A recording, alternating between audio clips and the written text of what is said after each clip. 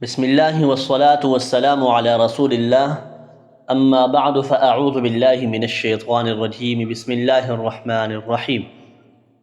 حضرت بلال رضی اللہ تعالی عنہ جو کہ ایک سیاہ فام حبشی غلام تھے، لیکن قبول اسلام سے پہلے اسلام نے ان کو کیا مرتبہ عطا فرمایا، آئیے سنتے ہیں حضور نبی کریم صلی اللہ علیہ وسلم کی زبان اقدس سے۔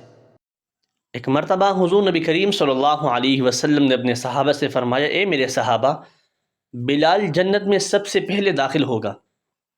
صحابہ کرام نے سوال کیا، یا رسول اللہ صلی اللہ علیہ وسلم، کیا آپ سے بھی پہلے؟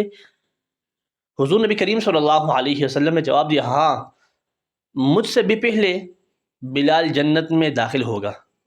فرمایا، میں جس اونٹنی پر سوار ہوں گا، اس کی مہار بلال نے تام رکھی ہوگی، اس طرح بلال مجھ سے پہلے جنت میں داخل ہوگا۔ اسی طرح ایک دوسری روایت حضرت جابر رضی اللہ تعالی عنہ روایت کرتے ہیں کہ نبی کریم صلی اللہ علیہ وسلم نے ارشاد فرمایا، میں جب معراج کی رات جنت میں داخل ہوا تو اپنے آگے قدموں کی آہٹ سنی، تو جبریل سے دریافت کیا کہ اے جبریل، یہ کون ہے؟ تو انہوں نے جواب دیا کہ یہ بلال ہے۔ اب حضرت بلال رضی اللہ تعالی عنہ نبی کریم صلی اللہ علیہ وسلم سے پہلے جنت میں کیسے داخل ہوئے؟ تو اس کا جواب ملاحظہ فرمائیے ایک اور حدیث مبارکہ کی روح سے۔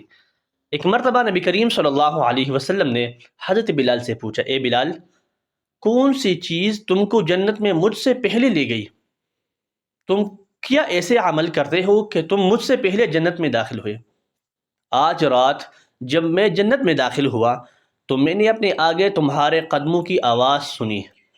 تو حضرت بلال رضی اللہ تعالی عنہ نے عرض کی، یا رسول اللہ صلی اللہ علیہ وسلم، کہ میں ہمیشہ 2 رکعتیں پڑھ کر اذان دیتا ہوں، یعنی میں وضو کرنے کے بعد ہمیشہ 2 رکعتیں پڑھ کر اذان دیتا ہوں، اور جب بھی بے وضو ہو جاتا ہوں فوراً وضو کرتا ہوں۔